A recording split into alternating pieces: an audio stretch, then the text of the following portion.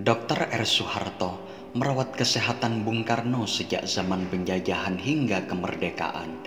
R. Soeharto merupakan dokter kelahiran Tegal Gondo, Surakarta, alumni Fakultas Medika Bataviensis 1935 yang didapuk Bung Karno menjadi dokter pribadinya. Perkenalannya dengan Bung Karno terjadi saat Bung Karno membawa Ratna Juami, anak angkatnya yang sakit, ke tempat praktik Dr. R. Soeharto di Kramat Raya nomor 128.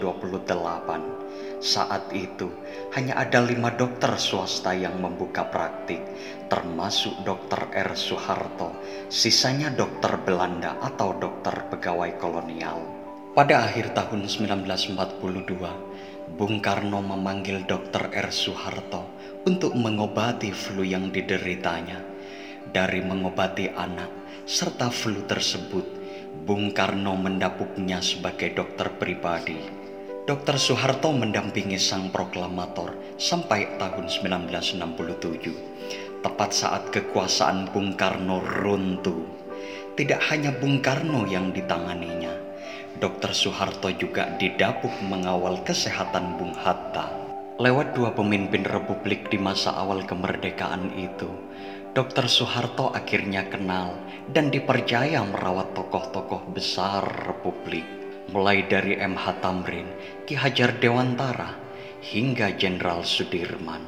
Dikutip dari konten kolom tamu kita, majalah Tempo 22 Januari 1983, Dr. Soeharto bertutur bahwa ia mengetahui banyak hal ketika mendampingi Bung Karno. Pertama, 1 jam menjelang proklamasi 17 Agustus 1945, Bung Karno masih terbaring di kamar, suhu badannya naik, meriang. Setelah disuntik dan diberi obat, suhu badan Bung Karno berangsur-angsur turun. Kedua, Bung Karno sering pilek dan sakit tenggorokan, serta memiliki sakit kencing batu.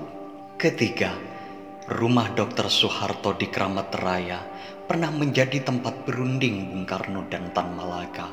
Tepatnya 2 minggu pasca proklamasi kemerdekaan, saat itu Tan Malaka mengaku bernama Abdur Rajak. Setahun kemudian, Dr. Soeharto diberitahu oleh Bung Karno bahwa Abdur Rajak adalah Tan Malaka.